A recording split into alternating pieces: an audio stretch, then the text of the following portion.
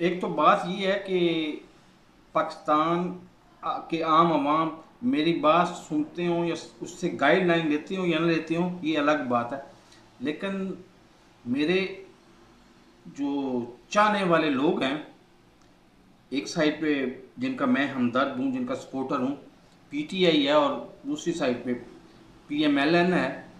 दोनों मेरी गाइडलाइन मेरी से ना रास्ता ज़रूर निकालते हैं। इसलिए मुझे बोलना बड़ा एहतियात से पड़ता है।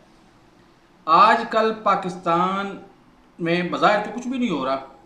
एक इमरान खान की अभी अपील खारिज हुई है इद्दत केस में। ये भी बड़ा शर्मनाक बात है हमारे लिए कि इद्दत केस जो सरासर गैर कानूनी, गैर अखलाकी, गैर इस्लामी केस है। क्यों गैर इस्लामी केस है?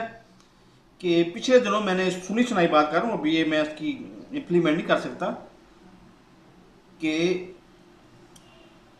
इद्दत में 3 महीने मुकम्मल किए या नहीं किए, इसमें सबसे ज़्यादा गवाही मानी जाएगी उस मुतलका खातून की।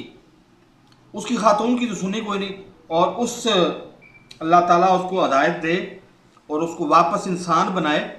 खावर मानिका की 2 साल पहले वो कह रहा है बिल्कुल ठीक निकाह किया है, अब कह रहा है इद्दत इसने पूरी नहीं की थी। वो इस पे मैं एक चुटकुला भी छोड़ देता हूँ कि खैर इमरान खान शायद उधर जाता था और खावर मानिका को पकौड़े लेने के लिए मुल्तान भेज देता था।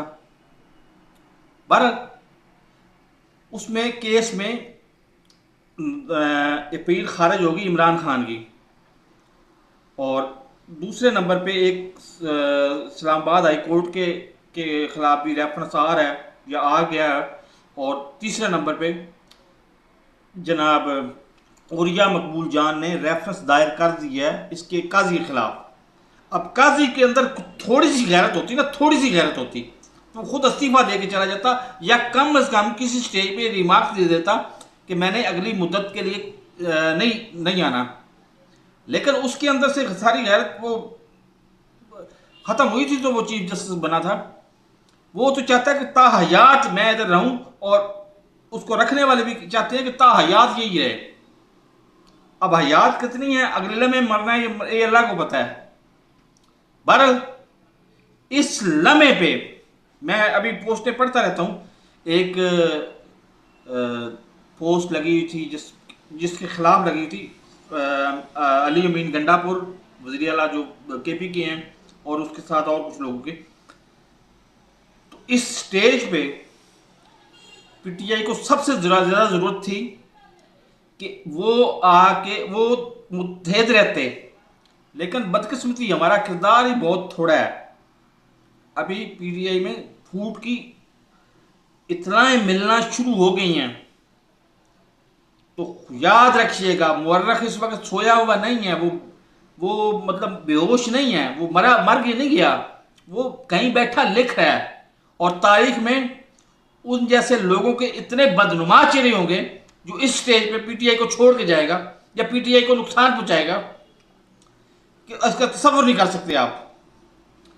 ये अभी चंद दिन की बात है। अगर अल्लाह करे कि पीटीआई सीधी होके मतलब सही स्ट्रांग जिस्म के साथ अपनी कानूनी जंग लड़े, तो ये भी चंद दिनों की बात है। ये जो जाली हुकूमतें ना, ये उड़ जाएंगी। लेकिन इस स्टेज पे जाली हुकूमतों ने फ्रॉड से पीटीआई के अंदर फूट डालने की कोशिश कर रहे हैं, और फूट डालेंगे तो फिर पीटीआई का नुकसान होगा। और अगर फूट को बर्दाश्त कर लेंगे, फूट डालने की साजिश को बर्दाश्त कर लेंगे पीटीआई वाले, तो फिर पीटीआई वाले विन कर जाएंगे।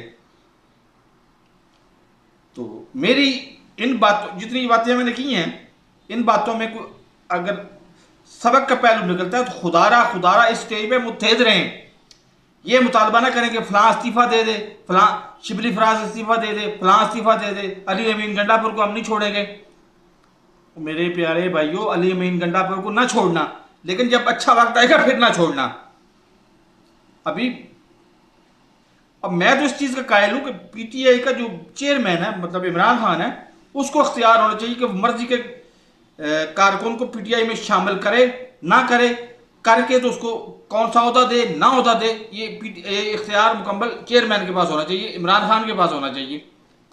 लेकिन इधर मेरे जैसा थर्ड क्लास कहीं 5वें महल्ले से उठता है, वो कहता है जी पीटीआई में ये इसको नहीं छोड़ूंगा मैं।